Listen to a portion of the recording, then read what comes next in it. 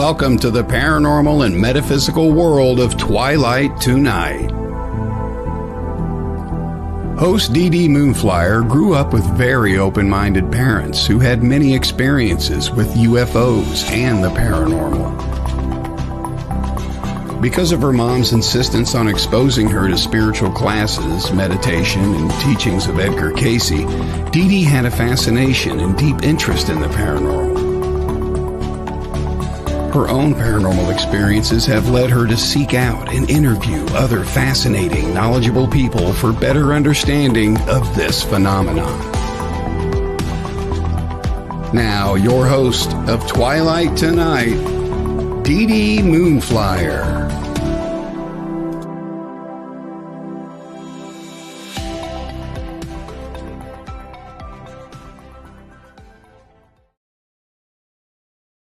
Happy Friday, everyone. Thank you so much for tuning in to WLTK-DB, Twilight Tonight. Tonight I have a lovely lady. I really love this lady a lot. She's been my teacher and still is one of my teachers. And she has written an amazing book called Beyond Soul Retriever, The Journey of Surviving and Thriving the Academy of the Soul. Please welcome healer, shaman, and an amazing lady, Julie Scott Peters. Hi, Julie. Hi, how are you? This is so wonderful. Thank you. You're welcome, Julie. Julie, let's tell people a little bit how you became the person you are today. What happened to make you study shamanism, spiritualism? You know, that is such a good question. You know, I always tell people that I didn't really choose this path. Well, I probably did before I was born, but I didn't choose it. It actually chose me. And I think in most cases, that's the way it's supposed to be. And I just, you know, I think I was at a point in my life, kind of like a crossroads. And I believe, according to my destiny, I think that this time in my life that I was supposed to open that door. I always knew that I was different, but I always knew I had a sensitivity. But you know, growing up in Fort Wayne, Indiana, you don't have a lot of support in that.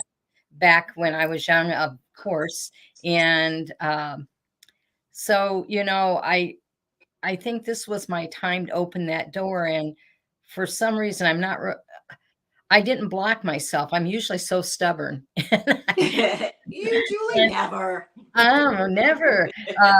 But I think that the doors start opening. The most amazing teachers, healers, shamans, metaphysicians in the world, and the door opened. And I did a lot of my training out west because there's very, very little here. But I have had the blessing of amazing teachers.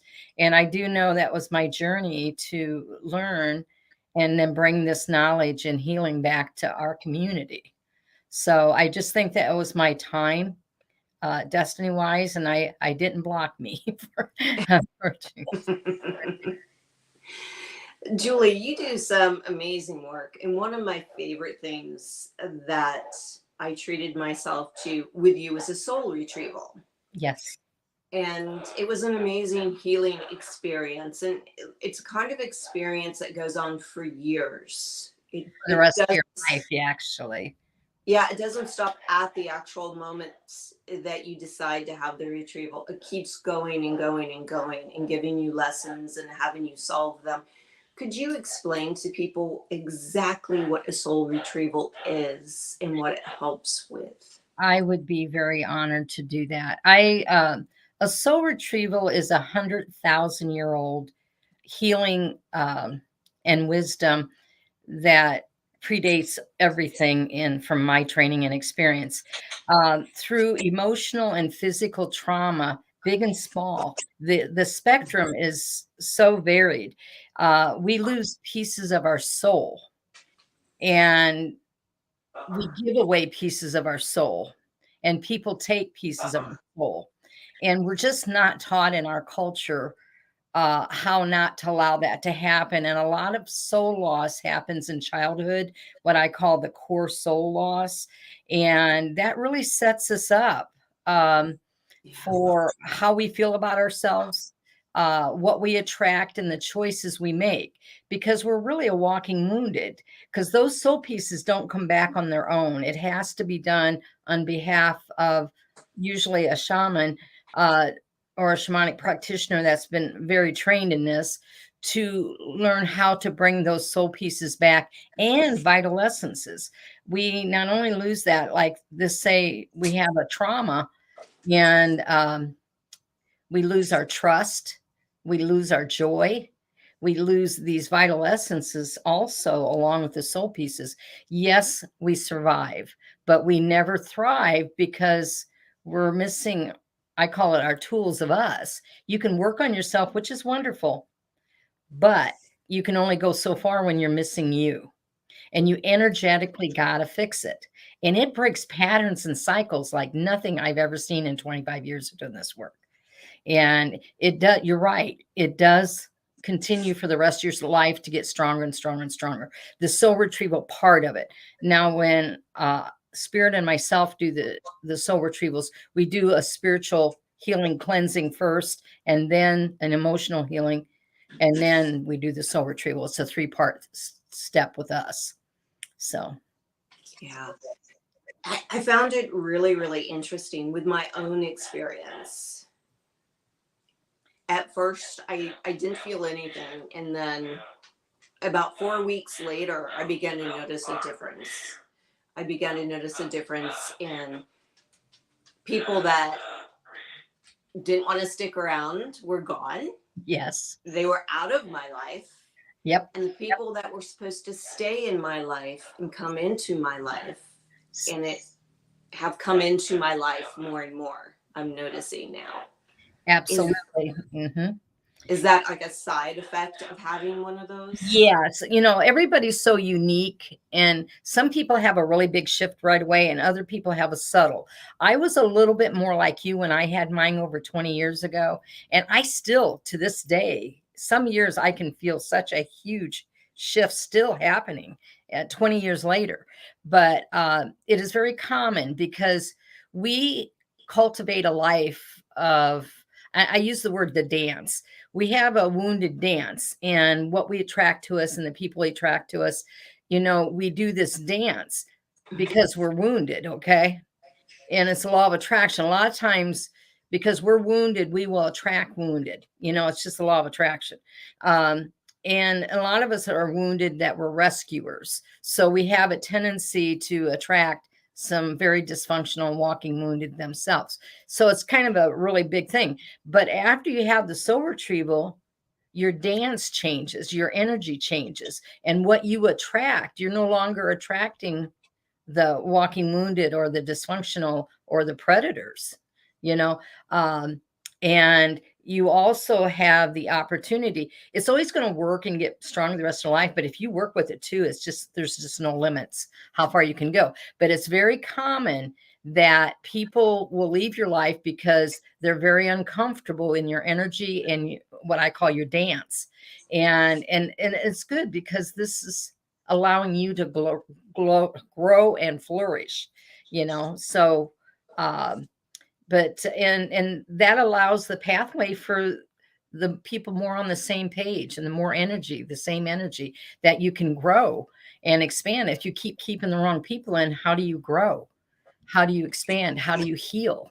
You stay in that, I call it a hamster wheel, you know, around and around. So, but you're exactly right. Mine was subtle like yours. And I noticed with me, I was always a survivor, but mine was a few months later, and I'm thinking, wow, I'm really strong.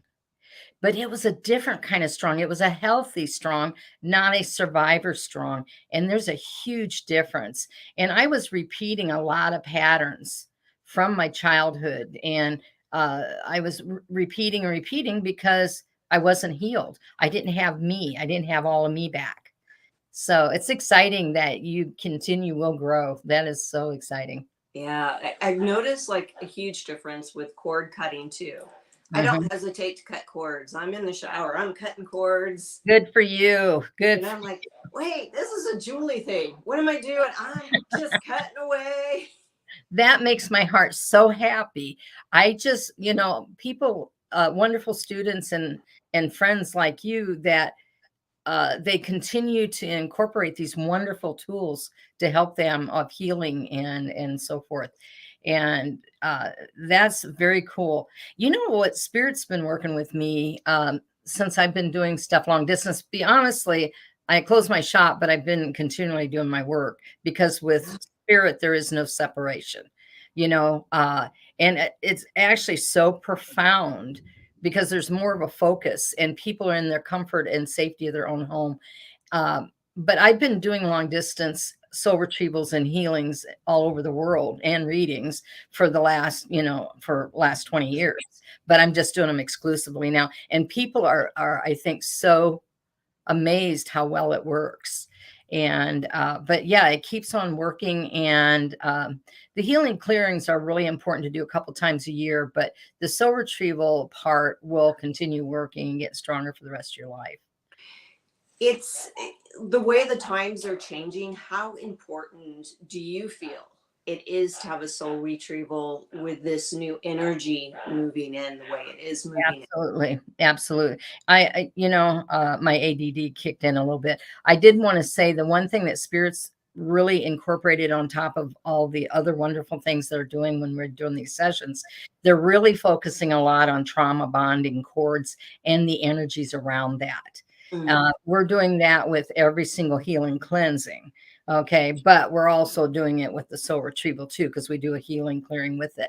But yeah, in these changing times, people are struggling. I mean, they're struggling, and they I'm trying so hard. It's my calling and mission to get this information of wisdom and healing out there. So to know there's things to help people, but things are so toxic and heavy. The last 4 years, 5 years, it's been really bad. And I can really, really see it with people, and they're seriously, seriously struggling.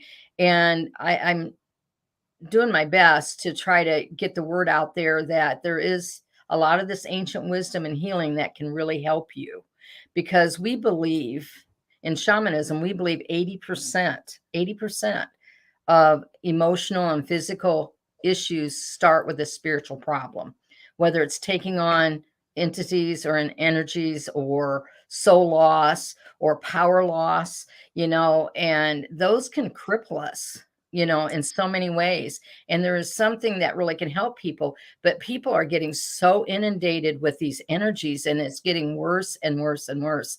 And there's, everywhere you look, people are committing suicide, depression. Yes. Yeah. And a lot of this, I'm not saying 100% of the time, but I really believe with all my heart that there's a huge percentage that a lot of this by a practitioner that's truly trained and experienced can really help people navigate this. You need to get all this stuff that we're taking human sponging on, you know, we need to get it off of us so we can navigate and have clarity.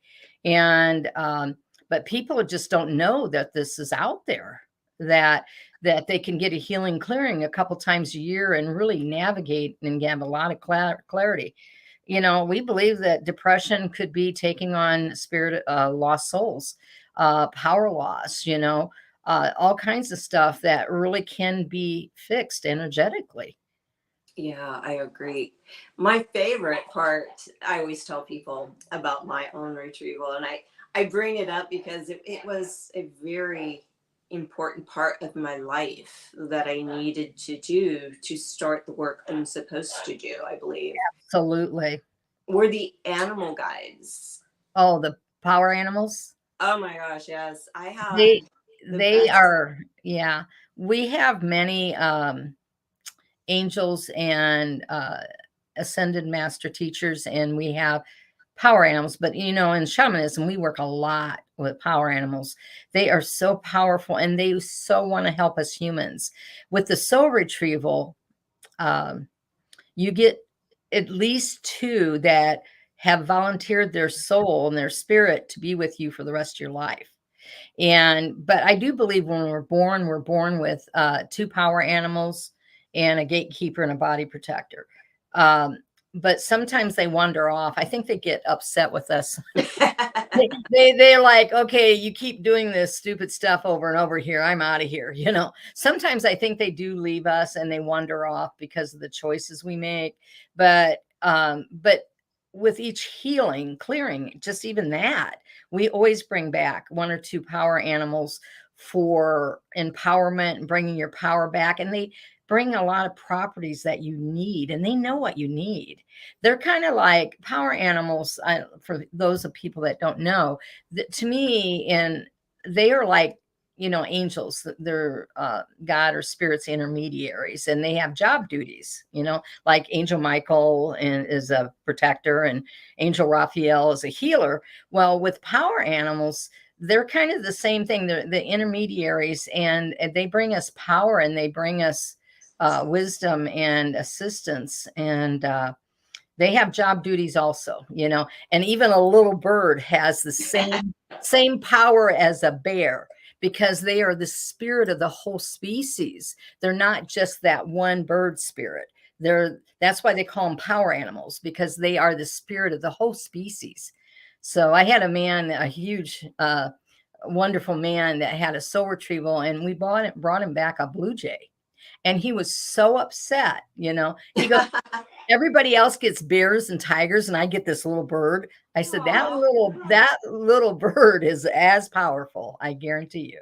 So, but yeah, the power animals are really, you feel like you've got your best friend, don't you feel like that?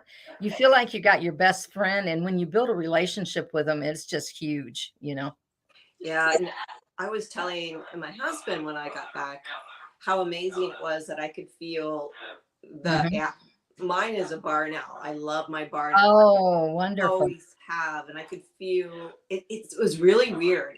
To me, it was very strange that I could feel something laying on my chest. Yep. With its wings over me. And absolutely. I tell people, I'm like, I didn't expect that. Oh, that's beautiful. That's so beautiful. Yeah, we actually blow in all your soul pieces into your heart and your chest and your crown chakra. But we also blow in the vital essences and those beautiful power animals, and they really become part of you. As we blow that in, their energy into you, they're really there for you. And they're really there to help you in any way. Yeah. Also, Julie, I would like to talk for a few minutes about the importance of meditation. Oh, okay. I always tell people meditation has helped me so much in the past 5 years. And I loved the meditations you did at the Waters. They were amazing.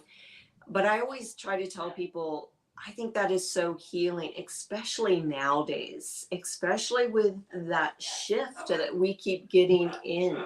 We keep getting inundated, Yeah, it's like you can walk into a room, and I'm sure you feel this, and there's like 100 emotions going on. Absolutely. And it falls on you. And I think the meditation helps so much. I agree. I think because there's so much stress and there's so much negativity and there's so much that we take on that we have to give our mind a break. We got to get in touch with our soul. And that's where our truth is. That's where our authentic purity is getting in touch with ourselves. And the best way to do that is definitely meditation.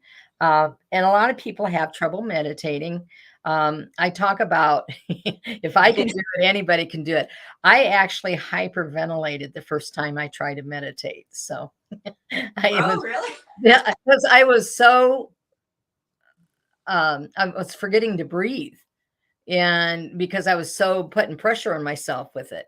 And, of course, I've learned how to do that, and I can do shamanic journeys to other realities. So, and I started off having trouble with meditation. So if I can do it, anybody can do it. But it's something that you have to stay persistent and consistent with. Okay.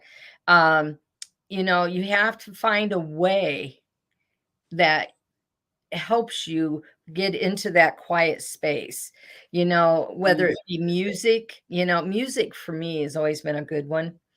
Finding a particular music that puts you in an alpha or a theta state of consciousness that really allows you to, like, you take your spirit, take flight, and it's to stop the mind chatter. The mind chatter, a lot of times people spend so much time fighting the mind chatter, and they're giving so much energy to that instead of just, let it come in, let it go out. Okay, just let it flow through.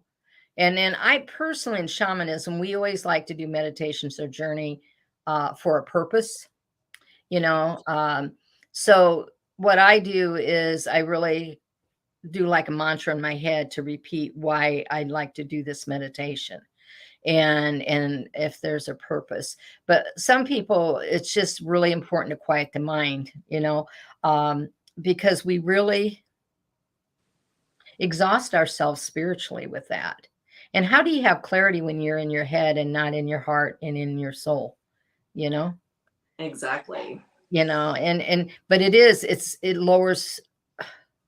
I had a few years ago, I had high blood pressure and vertigo, and one of the big things that I changed was I was meditating, but not as much because I was working 7 days a week. So, Yeah. I was expensing a lot of energy to my clients, which I loved, but I wasn't giving back to myself. And I think it was a wake up call, that I needed to stop and take time for myself. And we all need that. And thank goodness my doctor's Mideastern, and he totally gets what I do. In fact, he explained to his nurse what a shaman was. So I'm really blessed with him. And he didn't even put me on medicine because he knew he said, you know what to do, Julie, you just need to do it. And I brought my blood pressure down almost 100 points Wow. in a week through meditation. I did put lavender on the bottom of my feet and my hands, during the day. And when I went to sleep, I was drinking hibiscus tea, and I was eating healthy. I wasn't, there's just a lot of things go into it. But the big thing is I started meditating a couple times a day, and I was asking spirit for healing. And like I said, it didn't shock my doctor. I went back in and my blood pressure was normal. Wow. So, he was, well, I knew you could do it. He could smell the lavender on me when I came in. He said, well, I can smell the lavender. But, and putting lavender on your hands and feet might help you meditate, quiet the mind a little bit. Your acupuncture points are in your hands and feet. And so to do sleep, I like to use lavender oil, but just to even calm yourself down, or even the sensory, just smell it, just sniff it and let it go into on that to calm you down. But yeah, meditation definitely can be life changing also. It relieves stress. It helps with blood pressure. It's healing. When you quiet the mind, you heal. You give yourself a chance to heal. And you know what? A lot of wisdom starts coming in. A lot of guidance starts coming in when you do that too. It's kind of odd. Whenever I meditate, my animals love to lay around me. They can feel that energy. Mm-hmm. Yeah, they love it. Except for my bird right now, who's really talking tonight. She's in the same room I am, or she screams. Well, they animals, they don't have all those crazy blocks and barriers as humans do, and they can really tune in. And my cat is such a spiritual cat, Midnight is. But I've been doing online classes every other Thursday night, and we do a lot of meditation. And almost all of my clients that have animals, you could see the animals are just gathering around when we're and they can actually feel the connection. In fact, they have trouble in the last class grounding and coming back. So it works. Energy is energy. There is no separation. Exactly. Julie, we're going to take a short break, and when we come back, we're going to talk about the importance of cleansing nowadays. Okay, great. Okay. And we'll be back right after the word from our sponsors. Sounds great.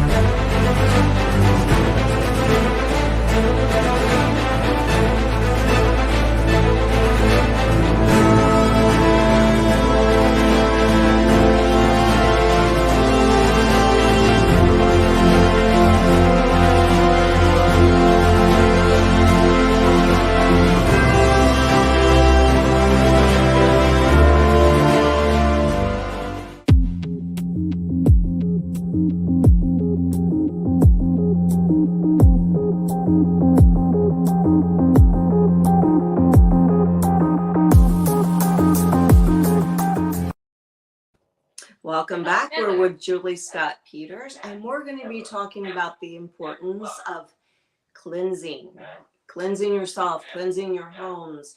Julie, will you take us on that journey? How do people do that? What do they need? Sure. Yes, thank you, because this is a huge passion of mine to educate people so that they can really navigate in life.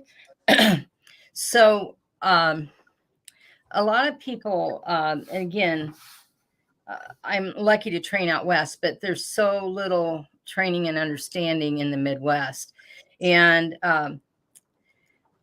we, as humans, as we was talking about earlier, we're like human sponges, we really take on a lot of energies.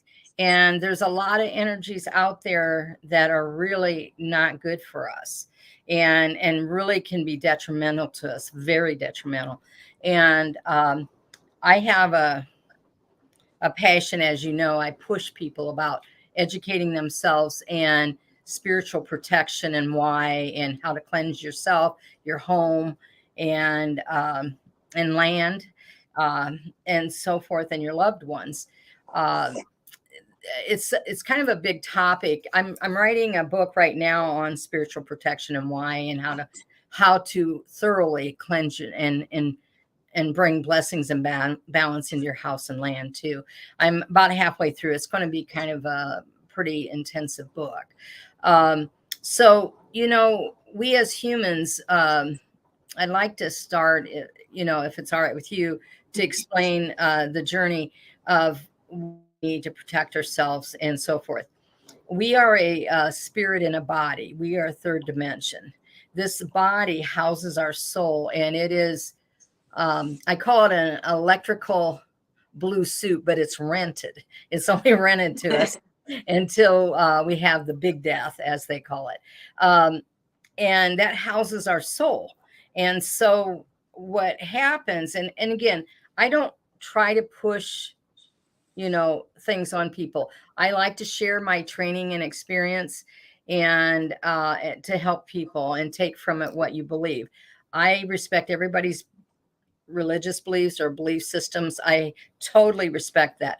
This is about how to help you to thrive in life and become the best version of yourself. It has nothing to do with belief systems. I'm just going to share why I think that people need to understand why they need to protect themselves and why we're having real problems, like we said earlier, with depression and disease and anger and mass shootings and all this. I believe a lot of that's tied to spiritual problems. Okay. I really, really believe it. And so when this electrical rented blue suit dies, our soul keeps on living. Okay. And whatever's wrong with us is still wrong with us, whether we have cancer or mental illness or addiction or whatever. That's still part of our essence of our soul. Okay. So when we drop the body, what's supposed to happen in successful transition and death is the light's supposed to open up, okay? And past loved ones could come, maybe or maybe not. The successful transition is that your first stop will be a panoramic life review, okay? That is where you will experience everything that you've done and said and did, good and bad, okay? So when so it's not to judge us or to keep us from the light or whatever. That's not, I believe everybody comes from the light and everybody's supposed to go back to the light. And if we don't, it's because of ourselves. It is not any other judgment. I mean, I really believe that. So you have this panoramic life review, and it's not to judge you. It's to what you've learned and have not learned. And you will experience what you've done to other people and how it made them feel tenfold. So that's really interesting. I took a class with Daniel Brinkley. He wrote a book called Saved by the Light. And if you guys ever get an opportunity to read it or whatever, there was actually a movie with Eric Roberts, Julia Roberts' brother, that he played in it called Saved by the Light. It really truly depicts what happens. Okay. So he was struck by lightning and he died instantly. And he was sitting in a hospital in the morgue area with a sheet over him. And he talks about his experience about going to the light, the panoramic life review.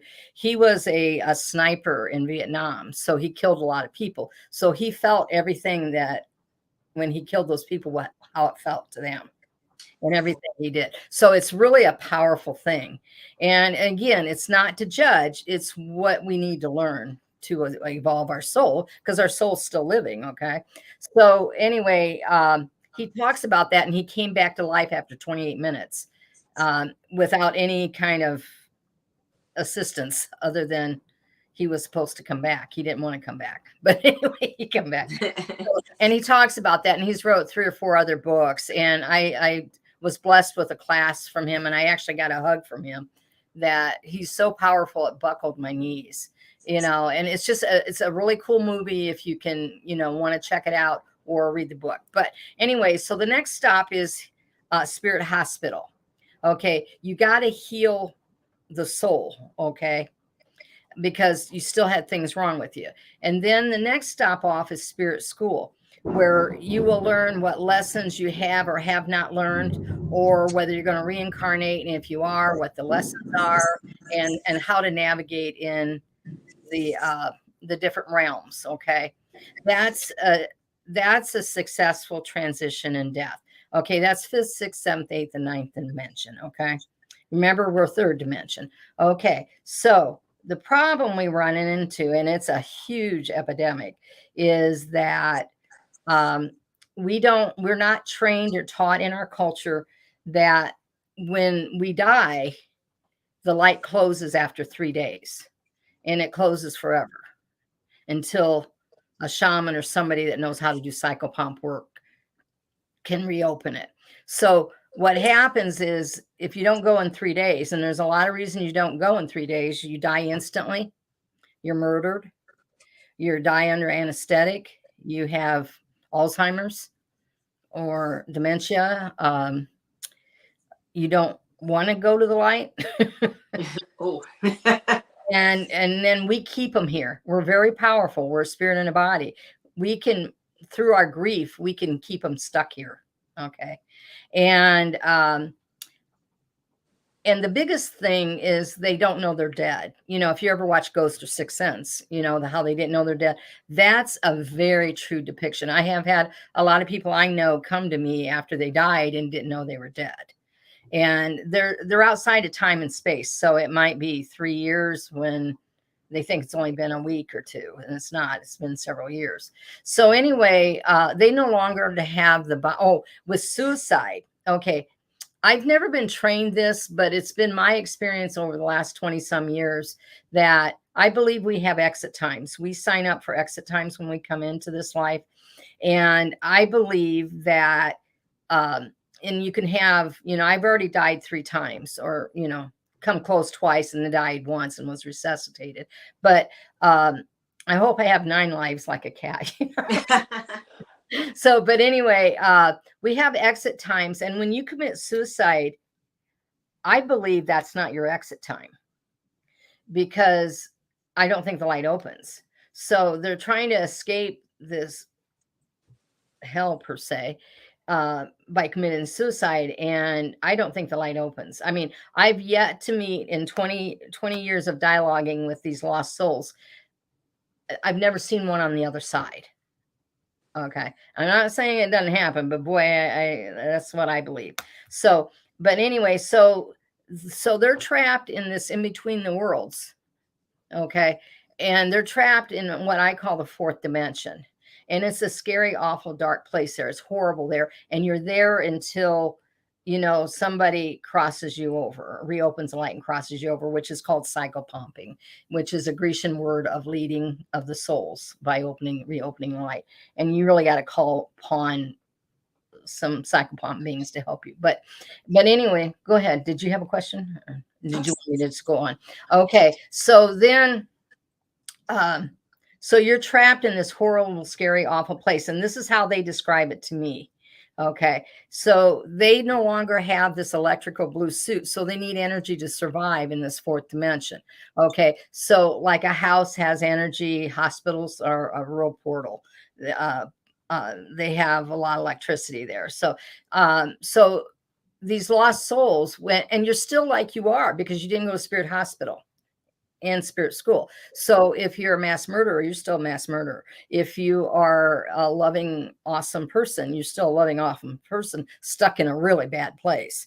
And so everybody's scrambling for energy to survive. And the host, and like haunted houses per se, and haunted buildings, they're attaching to the energy. Everything has energy. The basic is everything is energy. Okay. But they're going to look for something of a more substantial energy. So, so they will like houses, the haunted houses or ghosts or spirits or whatever. Those are all alive at one point. Okay. And they're still who they are. If they're really a nasty one haunting the house, it's because they were nasty when they were alive. So, you're still the way you are. Okay. So, and even like your loved ones that, they, for whatever reason, they didn't go to light. And you stop and think about it. 3 days. Okay. Jesus arose in 3 days. I'm not into, pushing my religion on you, but I'm just saying, you look at that and you look at a lot of ancient philosophies, there was always the 3-day thing, except for in our culture. But anyway, so they're trapped in this horrible place, and their host of choice is a human body. Okay. And it's scary, it's dark, it's awful there, and they need energy to survive. And we're a little energy bucket. Okay. So they will attach to us for energy. And sometimes they'll stay on us a long time, and sometimes they won't. But you got to remember, when these lost souls attach to us, I don't like the word possession, but that's what it is. And, I know it creeps people out and scares people, and I don't want to scare people. I want to empower people with knowledge, because you can learn to protect yourself. You can get spiritual healing cleansings and by somebody that actually knows how to do this work. And when I was learning how to do this, I was taking advanced depossession in Oregon, and they were teaching us different techniques on how to do this. But the first person that I crossed over was a Viking. Does that tell you how long they were there? Then I had an alien, which I know they exist. I just don't have the knowledge to dialogue to help cross them over. He was actually making fun of me. So, Oh, so I had to go get the teacher. But anyway, on that one. But so they're going to attach to you. And if they have cancer, and let's say Uncle Bob died and he died of cancer. Okay. Yes, there is a huge, not huge, there's 20 or 30% where it could be hereditary or whatever. Okay. But I believe if Uncle Bob attaches to you and stays on you for 10 years, you got a huge, huge chance of getting that. And I'm telling you, DeeDee, I hear and see this weekly. Okay. I had a astrologer friend of mine. He died 2 years ago, and I was actually on his radio program. He had a radio program. But anyway, his wife had died about 5 or 6 years ago of this real rare brain disease. Okay. And guess what he died of 2 years ago? This really rare brain disease. Okay. Wow. I mean, I'm telling you, I hear stuff like this every day. And the lost souls that Spirit and I cross over during a healing cleansing, a lot of times people are blown away because I can tell them, they'll say, well, this one lady, she had her father, mother, grandmother, and her sister on her. Okay. And attached to her. And I told her, I said, well, your grandmother was attached. Well, she died when I was in grade school. And I said, okay. And I said, what did she die of? She goes, breast cancer. I said, okay. I said, your mother was on you. And she goes, well, she died when I was in high school. I said, what did she die from? Breast cancer. And she has already had a lump removed, this lady that I was working on. So what happened is grandmother didn't go to the light. And so then when the mother died, she saw her mother, thought she was going to go to the light, but here she was going into the fourth dimension with the grandmother. So just because you see your loved one isn't necessarily mean that they're going to be in light. And I'm educating people and planting a seed on all this. Okay. So then I asked her sister, she said she died of a stroke. And I said, and she looked at me, she goes, I'm having stroke-like symptoms. Interesting. And I mean, I can go on with examples, but this is really real. And the biggest thing is nothing should be on you. And there's so many other crazy energies besides these lost souls that are on us, like intrusions and cords and trauma bonding cords. And just our aura field is just totally black anymore. And we got back portals that are plugged up. And it's just, there's just so much we're taking on. But these lost souls are very dangerous because the longer they're on you, the more you have problems. And it's going to emotionally hit. I mean, just think about it. You've got, I think a lot of people in the psych wards, they probably have spirit attachments on them as spirit lost souls, or DES is in prison, people in prison. They can influence you. The DESs are dark entity spirits. When you take those on, they can change your personality and they can take you over. And it's scary. They can aggressively take you over the longer they're on you.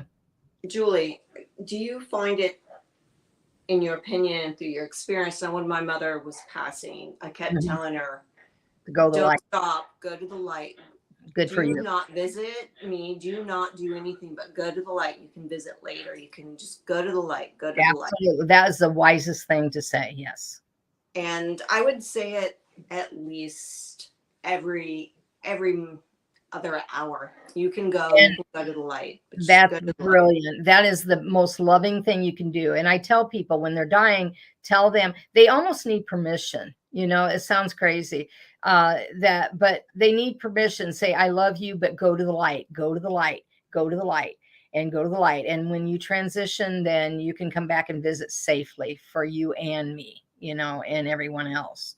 But yeah, you can do that. My ex-sister-in-law was dying and I went and visited her, and I leaned down. She knows what I do and stuff, but I leaned down and I said, your brother and mother and dad are going to be there for you. And she goes, I know, they're already here, is what she said to me. So they were already coming to help her. And she died the next day. So, it is such a beautiful thing that you can tell them. And I told her, just keep going to the light. Just keep going to the light. And that's the most loving thing. And after they die, you need to continue saying that. As much as it hurts you, you got to love them more, because you do not want them stuck in this horrible, awful place. And it is awful. And if you continue to tell them to go to the light, and once they transition over, then they learn how to come back and visit and be around you in a safe way. But yeah, DeeDee, that was the most beautiful, loving thing that you could have done. The problem is other family members can keep them trapped here too. Like, I miss you. I wish you were here. And as much as they're hurting, and I respect that, but that is the worst thing you can do for them. But people are hurting and they don't realize that what they're doing. Right. Yeah. I think I was really fortunate with her because I think she actually did, because I have not been visited by her. Right. It takes a long time. My mom did not visit, and she died before I was into any of this, but it took her about 8 years for her to come through for me. But she had a lot of work to do on her. So bless you, Mom. Bless you, Mom. But And my mom did too, I'm sure. Well, I think she was a younger soul, and bless her, she did the best she could with the tools she had, but she was very lost in this lifetime. So I'm sure she had a little bit of time in spirit school. Now, Julie, you just don't talk about when you bless a house, you talk about blessing the land as well. Absolutely. Absolutely. And, like I said earlier, energy is energy. Energy is neutral. It's what us humans put behind it. Okay. And whether it's really good, like love vibration, or really low vibration. Okay. But these lost souls are in the fourth dimension, so they're automatically low.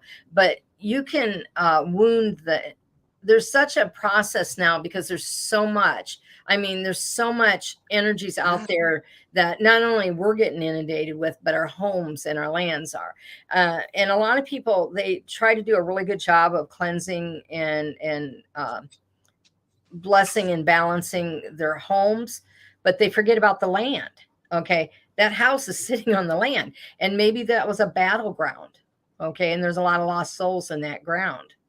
Okay. And so those energies are still there. And just because of the drama that it might have experienced throughout centuries, it can be very sad. And I mean, I've walked on, because I've done a lot of house cleansing. I'm doing them long distance now, which is really working, but I've actually gone to them. And Huntington, I had trouble breathing in that town. When I went to clear, I have actually cleared a couple of houses there. The energy was so heavy for me, but I'm extremely sensitive.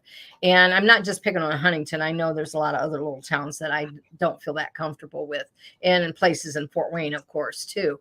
But I found out they had an underground railroad, and a lot of people were killed and murdered there. Oh, interesting. And I found that out through people that lived there a long time. And that might have been what I was picking up, was such a massive amount of lost souls. Plus, I think anywhere here in the Midwest, there was a lot of battlegrounds, and I've been to places where that the land was so sad, and you could feel it was so sad. And so what that does is it seeps up through into your house. And especially if you have a septic tank, or or you have a any kind of thing that kind of goes into the ground too. But you got to realize the house sits on the land, so you have to bless and clear and talk to the land. I know it sounds crazy, but everything's alive. Everything has a spirit. Mm-hmm. And when you talk to the land spirits, and that you're so grateful to be sharing space with them, and thank you for watching over me and my family, and we so appreciate you. You're so beautiful. That kind of thing, that is such a positive energy going towards them. And to give them blessings, like they like blue corn or cornmeal or sage, just give them a blessing of thanks for allowing you to share space, but it's important to work with the land too, because you're only doing like half the job when you're doing the house. I always found it interesting, especially when I moved here, due to all of the battles that went on. There was a lot with the Native Americans and all of that soldiers and stuff. Yeah.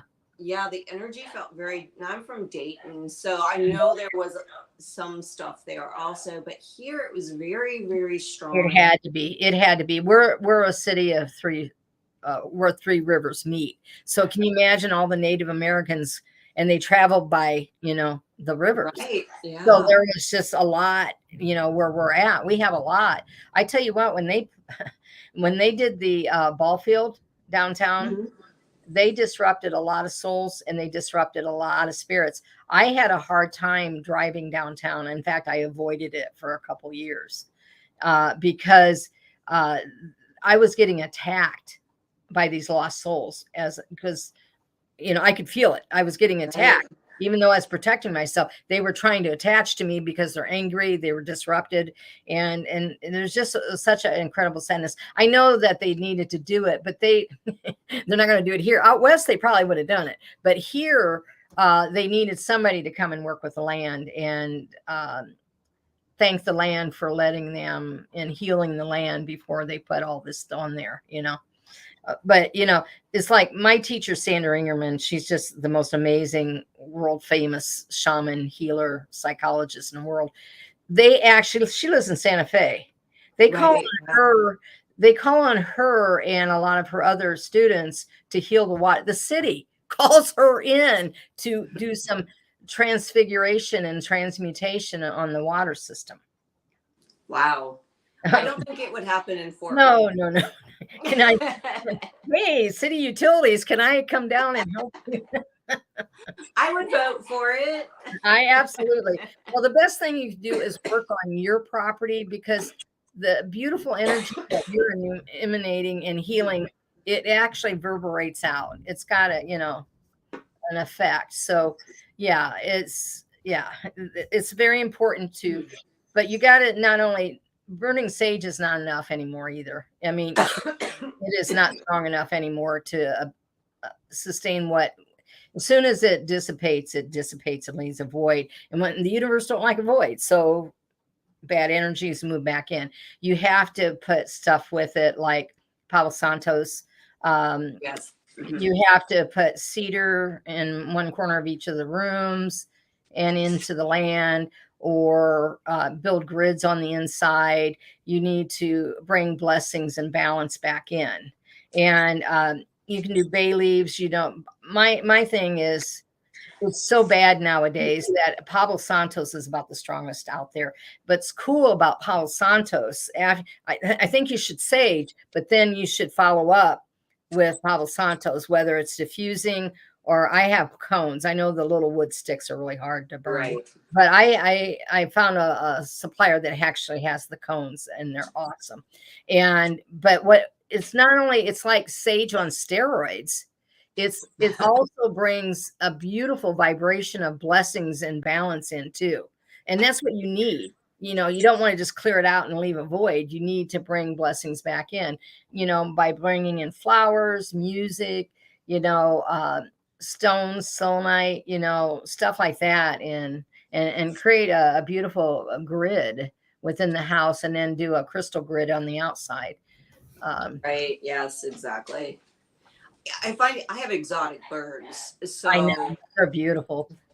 I love my babies. I use rose water a lot in the house. Oh, that's beautiful. Again, it's got that beautiful vibration of flowers, Yeah. And so I definitely, frankincense is a big one for me. To me, frankincense is not only a protector, but it's kind of like a Palo Santos. It's very uplifting and it's very joyful, and it brings really good blessings into. So that's another thing to follow up maybe with sage, is to do frankincense by diffusing it or, burning it. That's an awesome idea. And I like the idea of the crystals outside as well. Yeah, I teach in my classes that just really small, clear crystals, Mm-hmm. and of course cleanse them, the earth cleanses them, but put it in right next to the foundation of the house on all four corners, and that helps protect the outside. And then I encourage people to do a grid of selenite along with either black tourmaline or shungite or whatever you want to bring in, that's protection. Or if you wanted to bring in love, a pink stone, rhodochrosite or rose quartz, and put that in the middle of a grid and allow that to reverberate out. I love selenite. I would love. I don't even know how many hundreds of pieces of selenite. I got them in every window. That's the smartest thing to do. And put it underneath your bed, put it under your driver's seat in your car. a stick of selenite. It's purifying. It does not absorb bad energy, and it's very uplifting, and it keeps reverberating out purification. And it's just such a good thing to have in your house, So Yeah, I love it. I have it. I think every and single. still a pretty inexpensive stone. So it's Yeah. take advantage of it. It's one of the few stones that you don't have to cleanse. It's True. cleansing, and it cleanses anything in the area. So I always, like at the shop, I always had a big chunk of, even in the classroom, had a big chunk of black tourmaline, and then I had a selenite stick right next to it. And somebody picked it up and said, "Do you know this is on the floor?" and stuff. But a lot of times, and what I use now is those selenite plates. They call it a charging station. So you lay your jewelry on there or your stones on there. Not only it cleanses it, but it charges it up too. So you can buy these charging plates. Those are a little more pricier, but they're really nice because, again, they're reverberating that extremely positive energy and purifying energy. It's definitely a spiritual purifier. Yeah, it is. And tourmaline is so important. I have The that. black tourmaline, yeah. Black tourmaline is still affordable, and it's still very powerful. A lot of stones nowadays, unfortunately, cannot withstand what's going on. A lot of people like tiger eye, and it's a great stone, but a lot of people are having the stone crack on them and break on them. And it's because it's that intense in our world right now. It's just that intense. Shungite is the Cadillac of the stones, but then that's the price that goes with it too. And sugilite is another really powerful one, but it's pricey. Right. I like nebula is pretty inexpensive, and it's really a powerful protector and healer, and attracts love and good luck and stuff. I like that's one.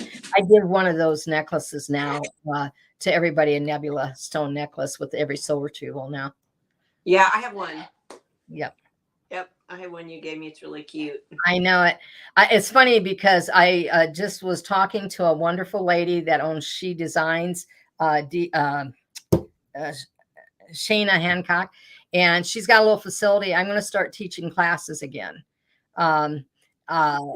Specific classes. I'm still going to do the Thursday night, every other Thursday night, but I've been really asked for the last 3.5 years. They want Reiki classes. They want the life mapping classes. They want the shamanism classes.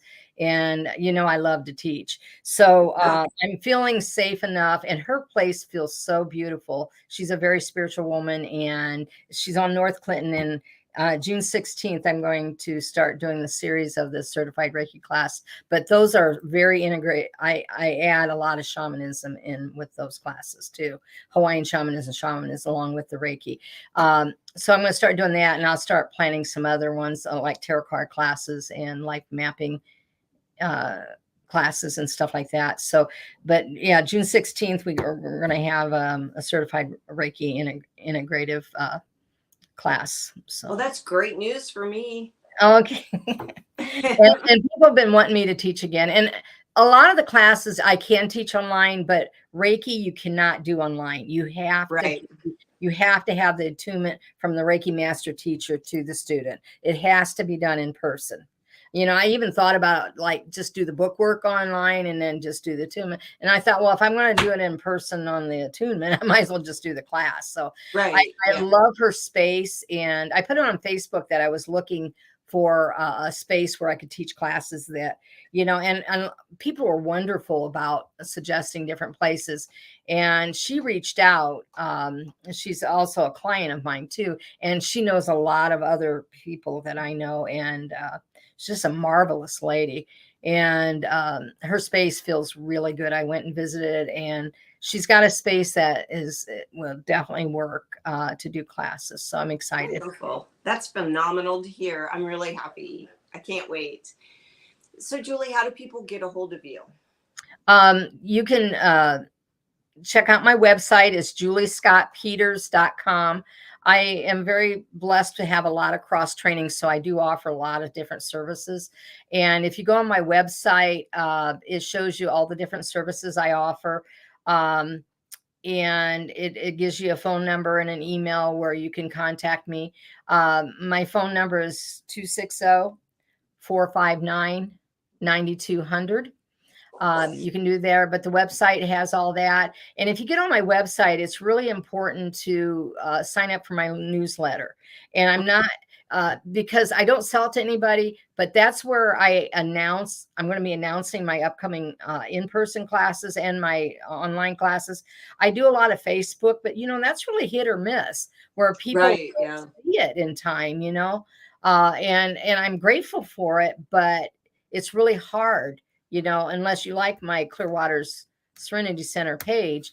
But the best thing is to get on my website and get my newsletter, because that way I will make sure that you're kept up to date on any kind of upcoming classes or any events that I have going on. Because I was talking to Shana about doing a white circle. Oh, I love those.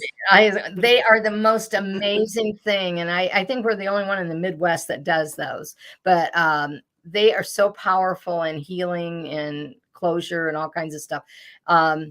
I've been having people ask. I did do it online, and it actually, believe it or not, it worked. It worked. Really? Wow. It worked really good because people, we hold hands virtually and we can feel the tingling on the Thursday night classes. You can feel the connection. In fact, one of my students, it's interesting. She used to drive from Ohio for my Thursday night classes. Mm-hmm. I remember that. Yeah. And she's so awesome. And she's been taking these classes, and she said we did the downloading of the violet flame. Mm-hmm. And that's such a powerful, deep integration and meditation that she said it took her 2 hours to get unaltered from it. That was online. So tell me that don't work, but you know what? How safe is that? Because she was driving all the way back to Ohio after class on Thursday nights. Yeah. And some of the classes were pretty safe. intense. I remember. Yeah.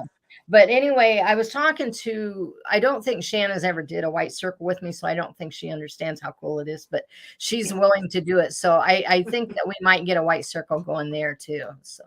Well, that would be awesome. I'm going to look forward to actually seeing you again in person. I know it. Well, it's really great to see you like this, but I only get to see you on Facebook. So. Julie, I want to thank you so much for coming on Twilight Tonight. Opportunity and helping us spread the light. I am so grateful for you, and you do an amazing job. Thank you. And I look forward to seeing you. I'm going to send you lots of love and light tonight. And thank you so much again. And hopefully you'll come back on at some point, either on here or on Twilight Tonight. Anytime. I'm always, I'm very grateful for what you're doing. And I think we all need to stick together, and it takes a family to get the information and guidance and healing out there. So absolutely. I appreciate you very much, and be happy to talk with you on any topics. So.